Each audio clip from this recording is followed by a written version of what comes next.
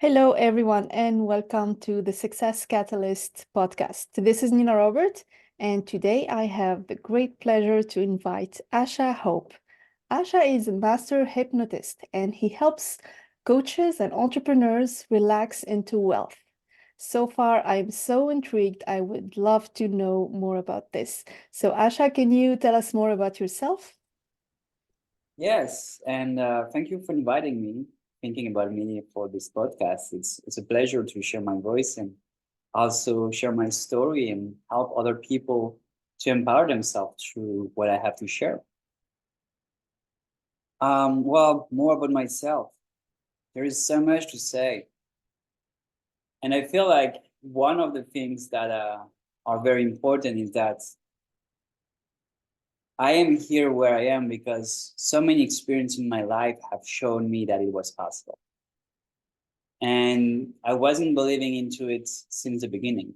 I wasn't believing that having a life where I would be recognized and praised and seek for what I do was possible because I grew up in a place where my parents would say that life is difficult. We need to work hard and we need to work a lot. And I remember that my dad was being very proud of himself when he would work on a Saturday or on Sunday. It's something that me, very rebellious early age, I didn't want to believe in. And I knew that there was something else. And that's what led me to explore life in all the ways I could. Made a lot of mistakes through it. Lost a lot of time, money, had some very horrible emotions to go through, went to free treason and breakups. But I learned a lot of things from that. And that's why I realized that all the things that I wanted, the best thing I wanted to have, started within me. And as I've traveled, that was the proof of it because I've been to many countries, having the most amazing life I could. But I realized really quickly that my problems that I was trying to run away from were following me. So that's the moment I realized that I needed to change if I wanted my problem to be solved. And the beautiful thing is that I didn't solve this problem. I just don't have them anymore, which Wonderful. seems crazy because the rest of the world still have them, but I'm not part of that equation anymore. I just work on a different path. So I want to invite everybody who is listening to realize that if you came to the Success Catalyst to listen, is because you knew that you're on a path and there's something different that you want. And so you can be grateful for Nina to show you different ways of living because through a story that we're sharing an array of possibility that you might not have seen before. That's wonderful. I love how you described it. And I love the new perspective that you brought about not having the problem anymore instead of looking to solve it. I love that. Perception is magical. The moment you arrive at that point of freedom that you are able to change perception and to change your point of view and to be free from whatever you think is limiting you or was limiting you, it's then you know that you have the most power over your environment, over your life, over your choices. I absolutely love that.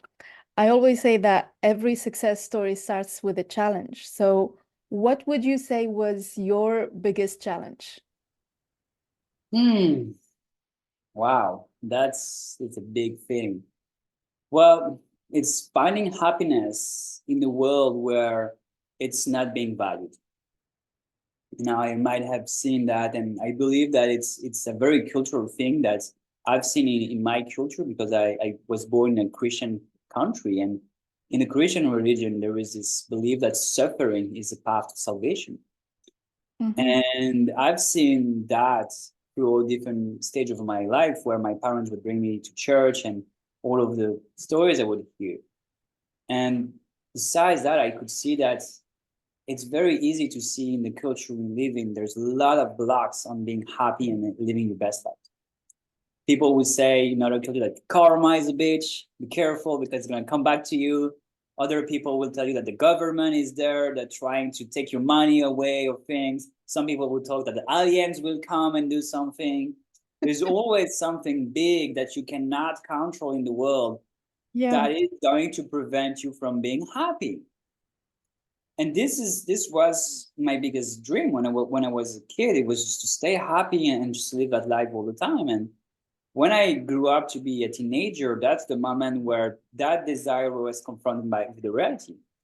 I was forced to go to school, and people told me that you're gonna have to work for someone who's gonna fix your income, and you're gonna be limited because you're gonna have to work 5 days a week, 8 hour a day for like almost nothing. And that was something that really didn't work for me. And in my teenager mind, it just led me to just realize that I could make money on my own. And so I started doing different ways. I started to create parties for teenagers because I realized that teenagers just want to party, they want to drink alcohol, and they Mhm. want to meet each other and maybe do other things together. So I thought, well, this is a very nice thing. I love doing this, and I wanted to be very popular at the time as well. So I started doing that, and that led me to start selling drugs, and realized that, oh my God, I can make so much more money by doing that, and my popularity is rating even more.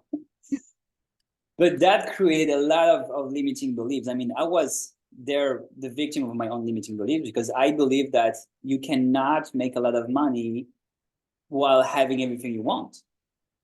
Yeah. Mhm. But I realized that if I'm not following the rules, I can have it.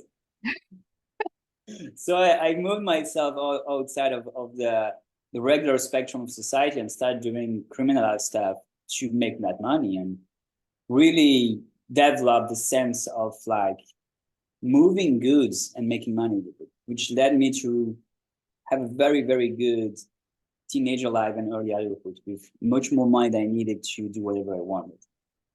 But one day, the other reality of that came to me that it's not a very beautiful world. Some people are dangerous in that place. And that created a lot of problems, which got me to understand that that was not the best way. That actually integrating myself with society and playing with my own rules through the respect of the rules of others, respecting their boundaries, but not letting their boundaries step onto me. And I'm pretty lucky to be living in a world where we have access to this technology because 50 years ago might not have been the same thing. But today, anyone with a smartphone can open a company in another country, be tax free, Mhm. and enjoy whatever business they want to do. If you want to sell stuff on Amazon or if you want to just sell your services, you can. Yeah. And you can start with knockouts on Google. There's so many ways that you can just start doing things. So I just really feel like lucky to be living in this time of the existence. You know, there's a saying that I love. It goes like this. The opposite of courage is not cowardness, it's conformity. And most people will choose conformity over any other opportunity or possibility because it's easier and because at some point we have been wired to think that way because everyone else thinks that way. And if we don't, then we're the weirdo. But stepping up and say, okay, I'm the weirdo, I'm gonna do it my way, that's courageous. Oh, some cat is calling you. That's my cat. She wanted to to participate in the podcast today. She has something to say as well. So let me ask you, what would you say was the most valuable lesson that you've learned throughout all these adventures that you've had as a teenager entrepreneur and up until now? Well, I would say there is a series of lessons that goes together because just saying one advice wouldn't fit for all situations. The first one I want to say is that taking actions towards what you want is the most important thing. Whether you know you're gonna fail or not, whatever you do, even if you fail, you do something special, people will recognize you for trying. That's already one thing. When I did some of the craziest things in my life, people would just see, wow, you're trying to do it. And even today, when I'm trying new things, I recently tried a thing that's called a slack line between two trees, and I jumped on it. And the Yeah. guy was like, "This is the first time you're doing it?" I was like, "Yeah." And he was like, "Why are you not scared?" I was like, "I don't know. Is there a reason?" Why I should didn't I know. be? Yeah. Yeah. So that's the first thing. And the second thing is just connect with your breath. your breath will get you further than anywhere. Like every discomfort you're going through, you just need to breathe. Just really, because discomfort is just your body giving you some hormones. And the faster your heart is beating, the faster they're getting to your brain and to your body, and the more you feel that agitation, like, oh my God, I'm stressed and nervous. But if you know that by breathing out, you're just reducing the space for your heart to beat, so it's gonna naturally slow down. And so just by learning how to, at every time something's happening, you just breathe down, you lower that stress response. And then you give more space for your brain to think, and you can be like, okay, actually, there is like 3 different ways I can come up right now to solve the situation. And anyone can have 1 to 3 situations. And that might be the most amazing. If you have $1 million in your pocket, you can solve everything you want very easily without thinking about it. But then you can just ask yourself, what are in my direct space, what can I use to solve that? And just getting feedback from that and keeping the momentum. So mainly is really like learn to take actions and learn that you can breathe through them. You know, I think somehow at some point of life, we kind of forget about the importance of breath work if we're not really into this kind of practice. And I always notice in kids, they know the breath work. They do the breath work. Every time like you ask a kid a question or they're stressed or they don't know what to say, first thing they do is they take a deep breath and then they think about it. And it's innate, it's intuitive, but somehow at some point of life, we end up unlearning this. So it's very valuable. I think it's very important to bring it up again. So let me ask you one more thing. What do you think is the most common challenge that you think your clients are facing now that you're working with coaches and entrepreneurs, people in business in general? What would you think is the most common challenge that these people are facing? I mean, the thing that what I see or they don't see is that they have so much power in themselves. It's like always like there is a wall in front of me, it's a problem, I cannot solve it. And there's so much around it.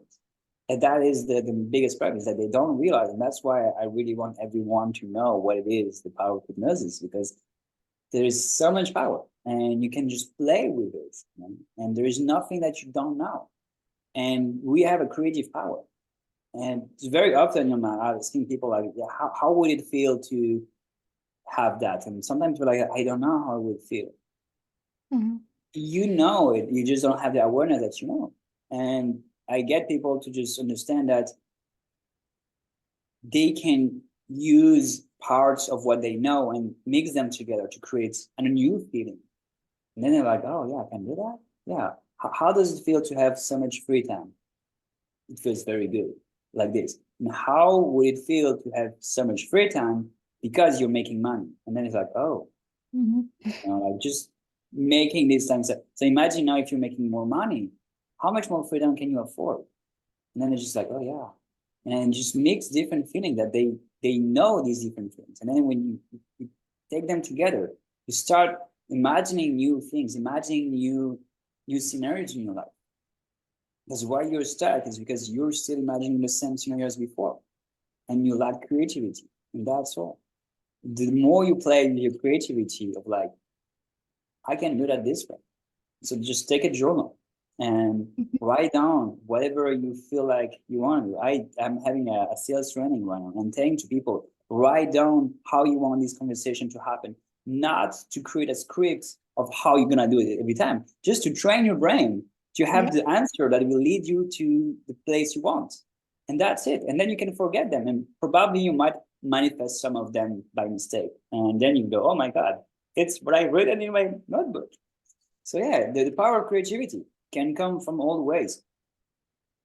And that just is very simple. Taking 2 things that you know and combining together.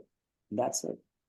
Wow, that's amazing. I've always believed that a lack of awareness would keep us in a loop. And the loop is usually most usually is negative. We think about the worst case scenario and we end up rewiring our brain over and over again to be really hooked into this worst case scenario kind of thinking. We think about discussions that are never happening, never going to happen, and most cases are negative. We think about how we can fail instead of how we can succeed. And we think about lack instead of abundance, which is not serving us at all. And it only takes just one bit more of awareness. So thank you for pointing this out. So you work with coaches and entrepreneurs. How do you usually work with them? Do you have in-person or online workshops? Tell us more about your business. So at this moment, I'm not doing anything in person anymore. I used to do a lot of in-person things when I was living in Bali, and probably when I will be in a more tropical place, I start doing that again. But right now it's mainly through the digital platforms. And the way I work, well, it's really about letting go of what you want and accepting that you don't have to get in there. And each session is very unique. And at each session, I'm just like taking my gifted power that I have of sensing people and feeling them. And so I feel their energy field. And from there, I'm getting them to shift it and showing them that it's very easy actually for them to shift it, that just with their awareness, they can do it. And I'm showing them that by shifting their awareness, they can take a different point of view from what they believe is a problem and look at it from another point of view. And then either change the energy from it or just forget about it. And create something new by bringing new emotions, by associating emotion that they already know together and say, hey, or just like changing the value of an emotion, because a lot of people are blocked into some places or refusing to go into some places because the emotion they have connected to something doesn't feel good. And we can change that. We can make ourselves feel good, or also create a solid foundation for doing something. Because sometimes also we don't want to do something because we're afraid that we don't have support to do it. We humans, we need to grow. And it's very beautiful when you see a tree. A tree grows in two directions at the same time. We see the part where it grows up. That's very beautiful. It's a big span, but the roots are growing as deep as the branches. And that is something that we need to learn as well. A lot of people who are going too fast to the top and then just fall down very quickly are these people who didn't grow enough stability and a foundation between what they're doing. That's why they failed. And there is no way of to say, oh, these people were too fast in their to say, no, they went pretty fast. But they didn't think about growing roots and roots. You can make in 30 days crazy changes as long as you have a strong foundation. In more like spiritual work, the foundation is really having a practice, having like something you do in the morning and the evening, just really to feel grounded there. So when the change is coming, you're not falling into a negative pattern. And also having a community that supports you and that accept that you're going to be different and just recognize you for that. Because we are humans. And there is one thing we talked a lot about the fear of abandonment, but it's true facts. We cannot live without that because we have physical bodies. Our physical bodies are like animals. And they have needs. They have needs of safety. They have needs of food. And we know that we might get sick at one point. We know that surviving on our own is not possible, even though we're creating AI, we're creating the robots and all of these things. They're never going to solve this need we have of belonging. Because we know deep down that there are going to be days we're not going to be at the top and we're going to need someone else to feed us. Right. So that is what we need. Some personal stability with the practice we do, but also interpersonal stability with having people we know we can count on. And then the stronger the people we can count on, the stronger we can become. Wow, this is so simple yet so powerful. On a conscious level, a person has the ability to choose to accept, reject, or ignore any idea.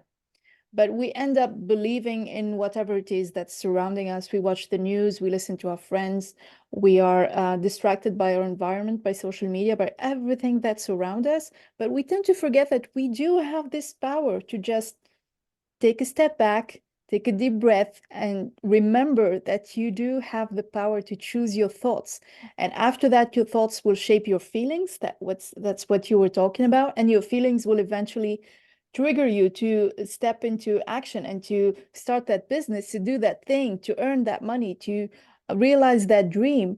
And your actions will trigger the result. So there you have it. That's a new loop, but this time it's positive. I love that. So, do you work usually in group or in person? And what do you think is the difference for someone who's new to this practice?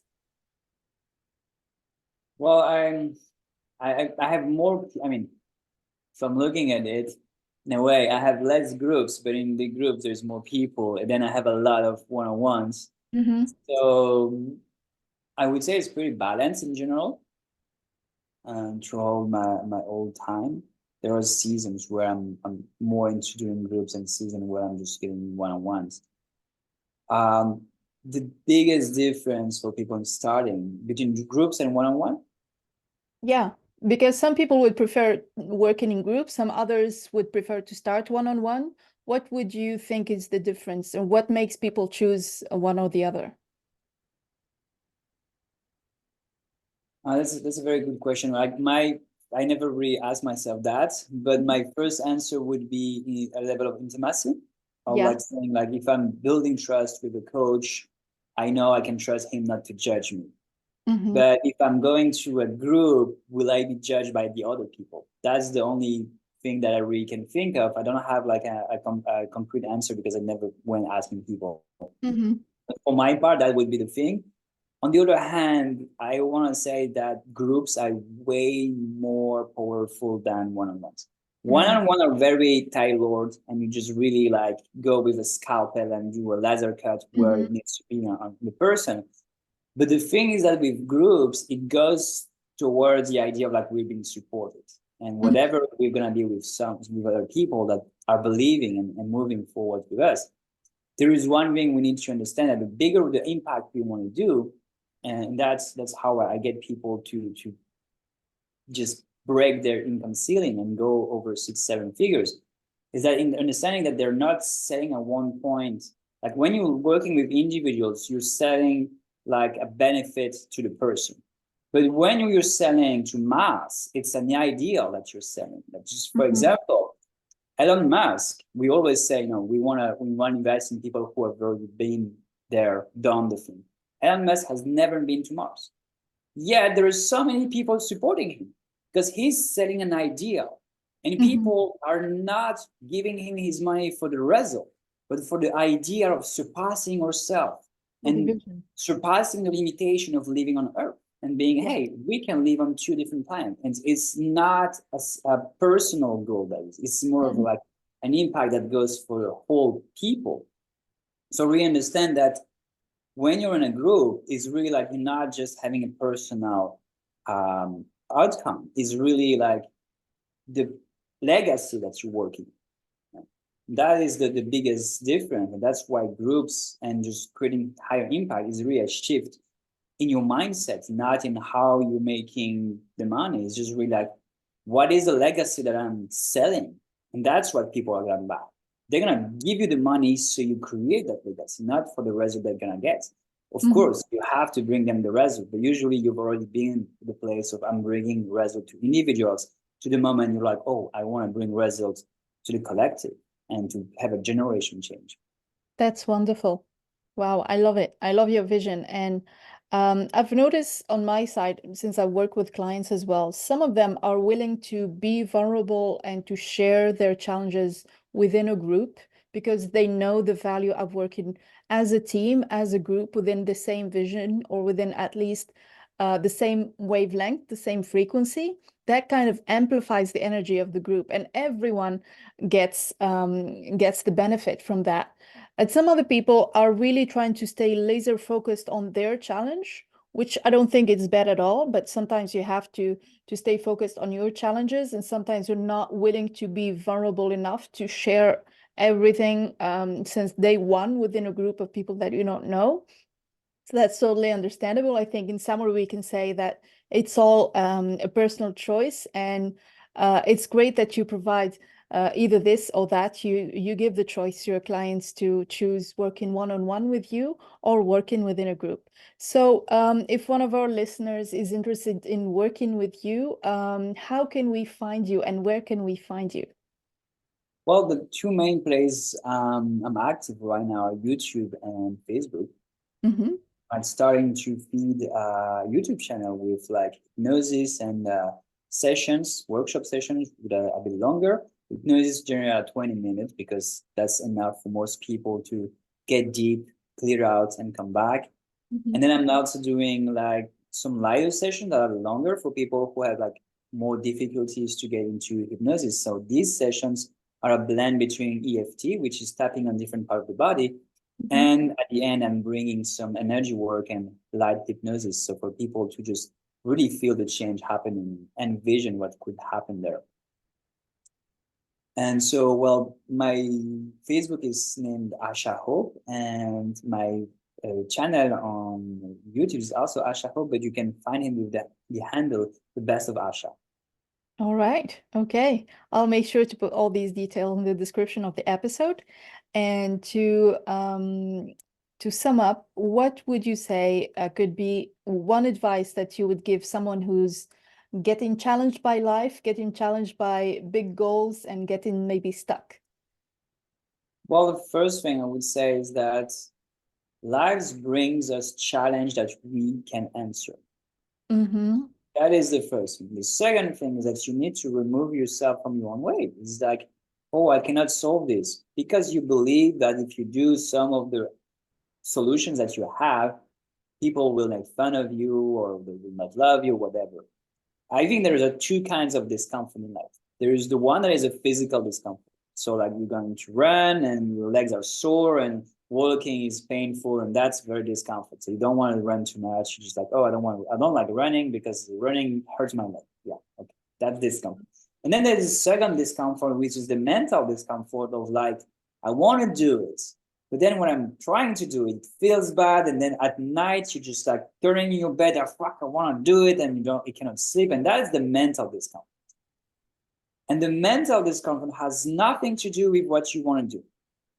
You Mm-hmm. don't have mental discomfort from running. Running just gives you physical discomfort because the activity of it is using the joints and the dislocating your things and the muscles are like working and everything.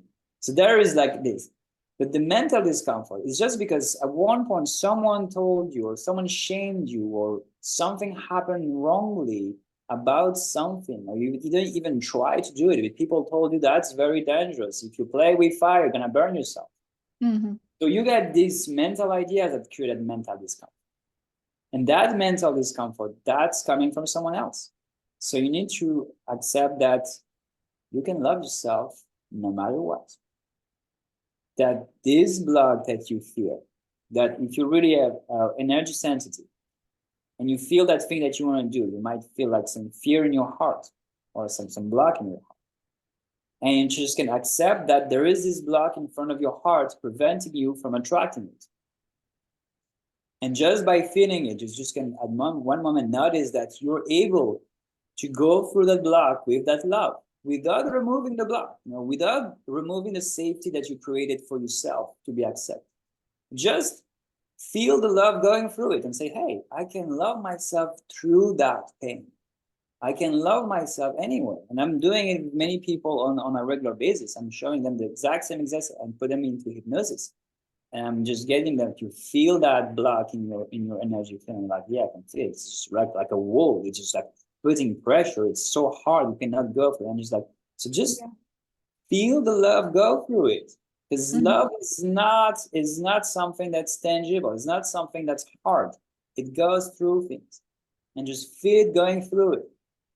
And then realize that you don't need to remove it. You don't need to think you have to change.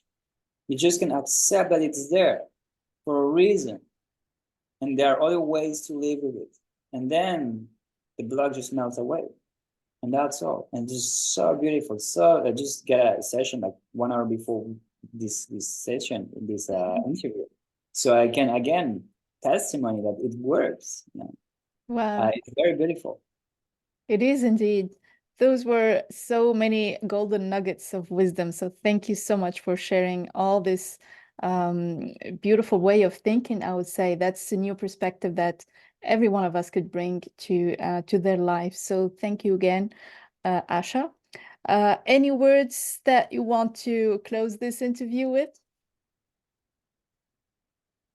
Whatever dream you have, you can get to it. You can get to it. It's very simple. It might take some more time than others, but that's not a problem. You know, if you look at trees, there is one apple tree that might have apples, the other one might not have them yet. But no one's gonna scream at them, "Oh, you're too slow." No, the farmer, when he see that one tree is not giving apples, he's just going to the other one. And it's the same way with the things you do in your life. When you have like a passion, and you probably have a hobbies on the side, and you just feed your passion that, oh, I want to make income from that, and the income is not coming yet, that's okay. Don't worry. Just go to one of your hobbies, feel in that, and feel that energy of like, oh, I'm feeding that hobby, and the results are coming. And then you just like that feeling of like the results are coming here. You just keep in yourself, and you just look at the passion that you want to have income from, and just put it there. It's like, hey, what if I could have results from that too? And just let them happen. Wonderful. And I guess the apple tree will never question its own abilities. It will just do its best. Exactly. That's wonderful. Well, thank you again so much for joining me today, Asha. And thank you to all our listeners. I will put all your details in the description, and we'll see you back in another episode of the Success Catalyst. Thank you.